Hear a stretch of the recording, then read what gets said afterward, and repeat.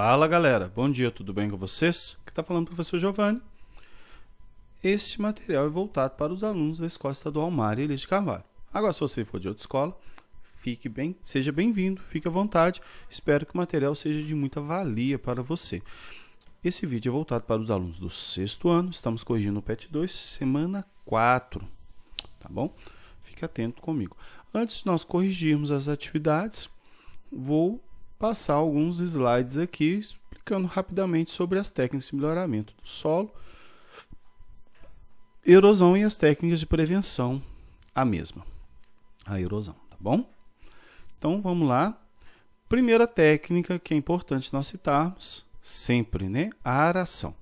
Lembrando que a aração ela pode ser por meio de tratores, né? Tem dois exemplos de tratores aqui, o com grade e o com aqueles discos que reviram a terra, né? Pode ser com força animal ou até mesmo humana mesmo, né? Manual com enxada. Lembrando que horta pequena, geralmente na nossa casa a gente vai mexer com isso aqui, né? Por que a importância de aração? Para a terra ficar bem fofa, ficar macia, fácil de plantar, fácil da planta crescer, principalmente as nossas hortaliças que têm raízes mais sensíveis e algumas até mesmo crescem embaixo da terra e precisam de uma terra bem macia para poder crescer, senão elas crescem deformadas, né? Como cenoura, beterraba, a própria batata, mandioca e tantas outras, tá bom? Então, essa técnica é importante para isso. Por que a aração? Porque aumenta a quantidade de ar lá embaixo, tá? Da terra.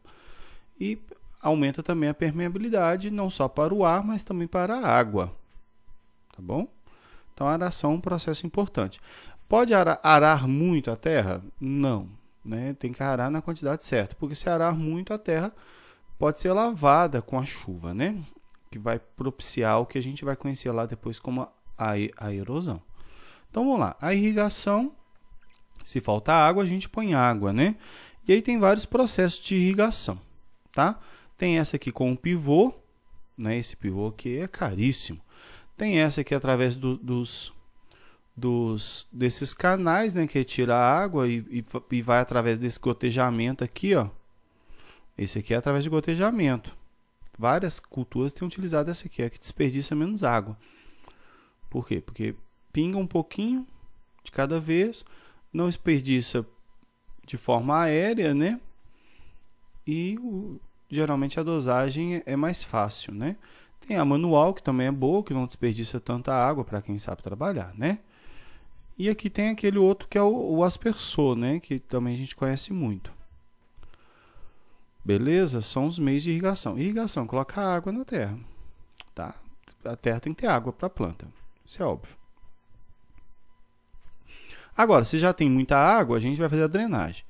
E aí tem os meios de drenagem que eu coloquei aqui, ó. Então, isso aqui é um terreno extremamente alagado, sem a drenagem, e aí a drenagem aqui tem uma drenagem subterrânea, né, com tubo, essas coisas todas, que vai retirar essa água. Mas também uma técnica muito utilizada é fazer esses canais, igual tá aqui, ó, tá? Faz esse canal onde vai acumular água e não deixa a água acumular no ambiente como um todo, tá bom? Essa é uma técnica também. Então, a drenagem é para retirar o excesso, porque com muita água também tem planta que não cresce. Tem planta que só cresce em terreno assim, né? Igual arroz, eles vão precisar de terreno assim. Aí não faz a drenagem, tá? Mas a maioria das plantas precisam de terreno mais seco, com menos água. Outra técnica, faltou matéria orgânica, faltou sais minerais, um solo pobre, adubação. E aí eu coloquei alguns tipos de adubação aqui para a gente ver. Foi falado lá muito hoje sobre elas, né? Aí nós temos a adubação inorgânica ou química, que coloca esse salzinho, né? Que a gente conhece, né? A gente compra um salitre. Uma das coisas que mais a gente compra para colocar assim em sal chama NPK. Professor, o que é isso? N de nitrogênio, P de fósforo e K de potássio. Tá? É nitrogênio, fósforo, potássio. São os 3 sais mais importantes, né? Os sais que contêm esses 3 aqui são os mais importantes para o crescimento das plantas. Enxofre e outros também entram, mas os mais importantes são esses. Então a gente coloca o NPK, tá? Aí tem as dosagens de N, de P e de K, variados para cada tipo de planta e para cada nível, para cada fase do desenvolvimento delas. Aqui tem a adubação orgânica, né?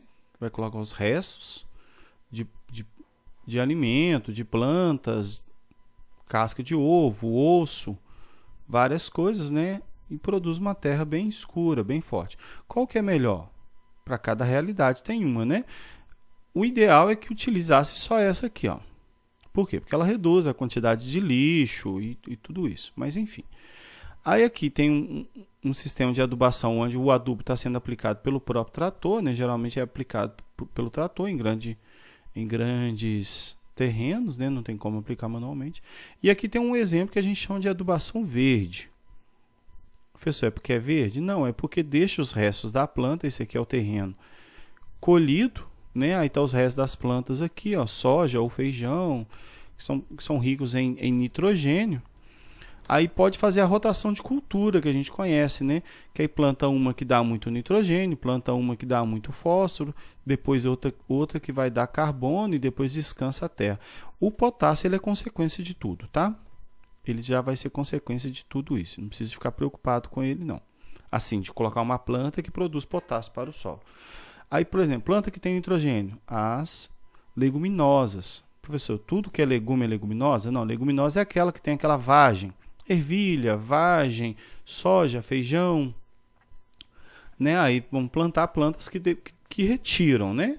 do solo, que colhem. E aí deixa os restos dela ali e revira na terra, vira uma fonte de nitrogênio. E depois pega e planta uma de fósforo, por exemplo, uma batata, mandioca, coisa desse tipo.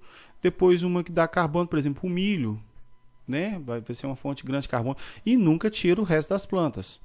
Né, revira a terra com os restos junto ali e lança a próxima semente, né? E aí depois tem um ano de descanso, que aí você deixa crescer livre, que a terra está descansando. Aí depois você pega aí, corta aquilo ali e deixa também como fonte, tá bom? E geralmente o milho, não sei se vocês conhecem, mas o milho às vezes planta com feijão, né? Até para proteger o feijão, tá bom? Então são técnicas que vão sendo utilizadas. E às vezes planta também nesse meio aqui, se for pequena cultura, né? Pode plantar couve, brócolis, plantas que fornecem muito fósforo, muito enxofre e também muito potássio, tá bom? Aí a calagem tem nada a ver com calar, mas tem a ver com cal, né? De calcário, que é colocar calcário no solo para combater a acidez. O solo do cerrado geralmente precisa muito dessa técnica. E aí eu coloquei aqui alguns exemplos, né? Pode ser manual ou com máquina, mas geralmente vai ser em grandes terrenos e quase sempre vão ser utilizadas máquinas, tá bom? Para depositar esse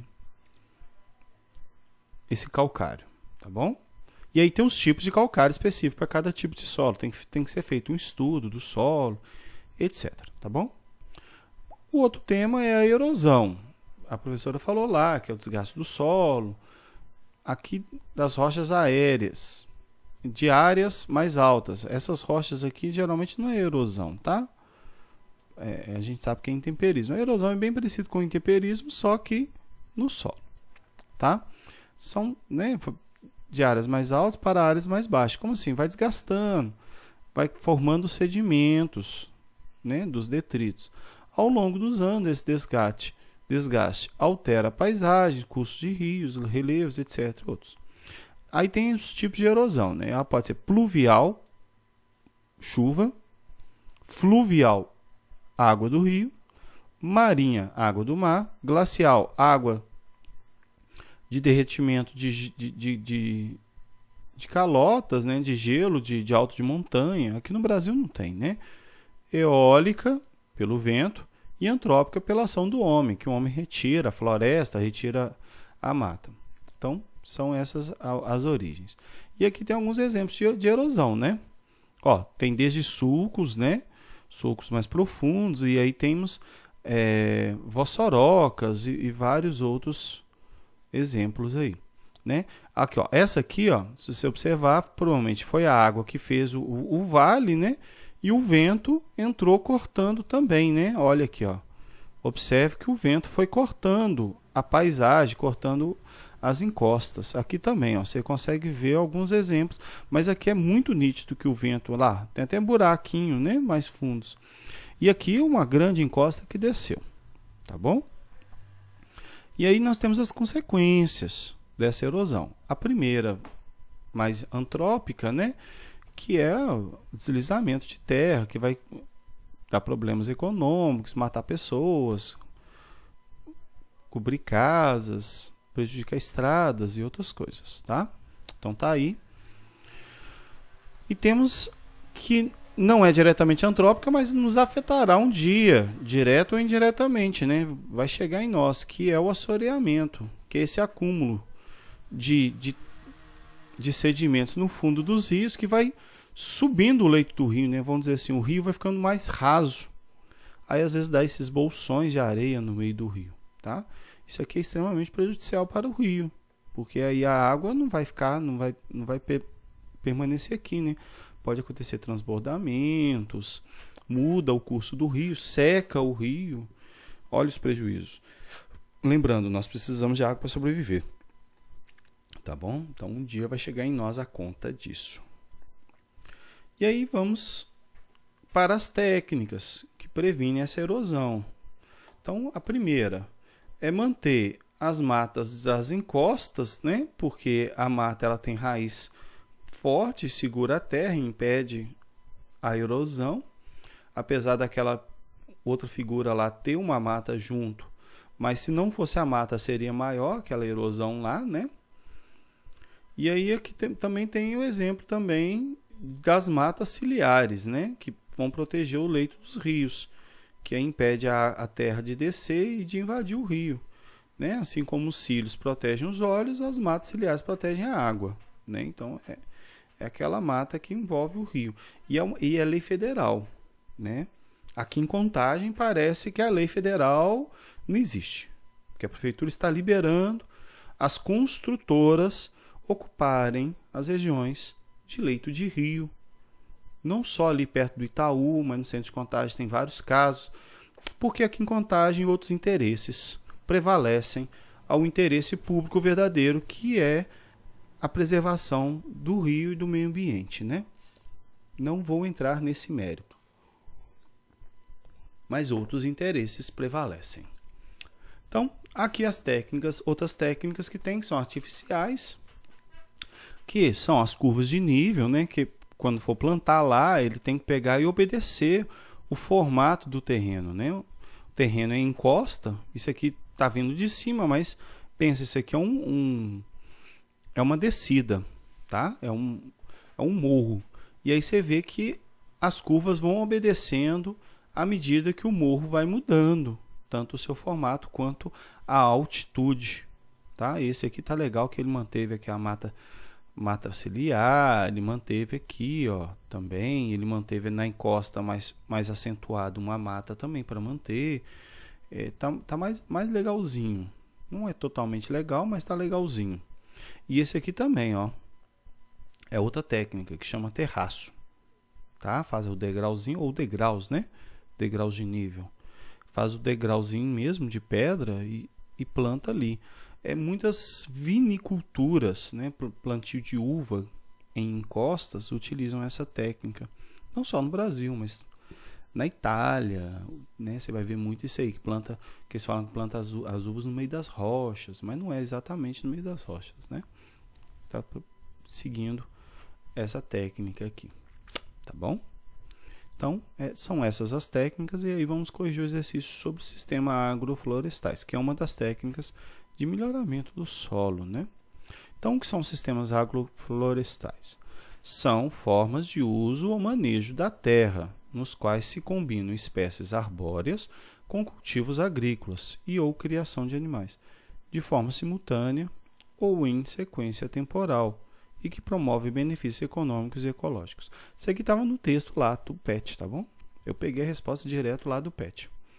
Então, se você dá pausa aí e copia, se você não achou. Vamos lá, questão 2. Quais são as vantagens do sistema agroflorestal de cultivo? Quais são as vantagens?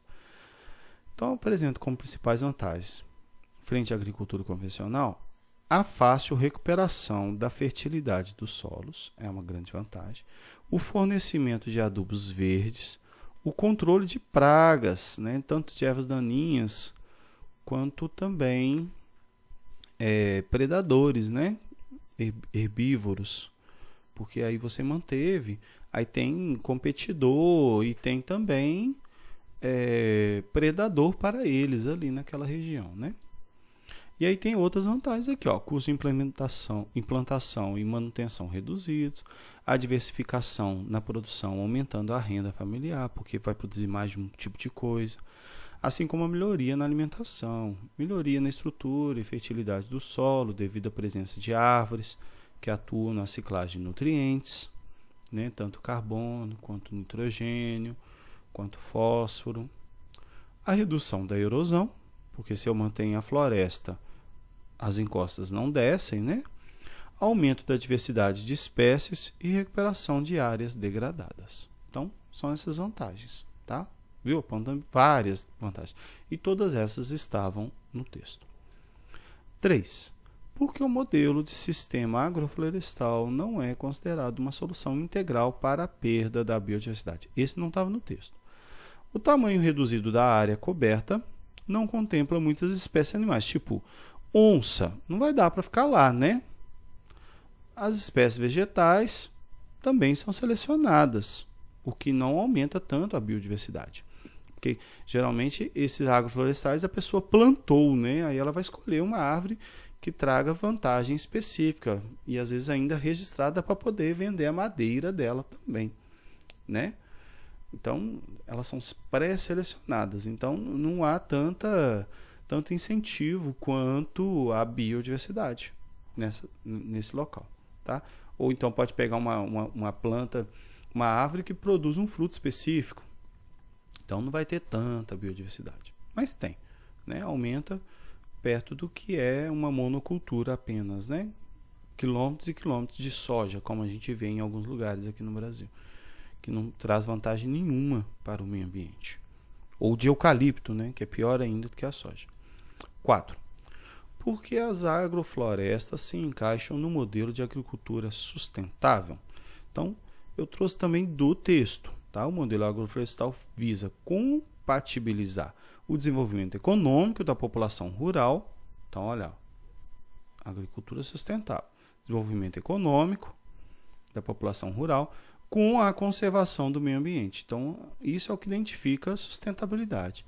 Com grande mistura de espécies, ocupando, né, estratos, camadas, funciona de forma bem parecida com a floresta natural. Bem parecida, mas não é, né?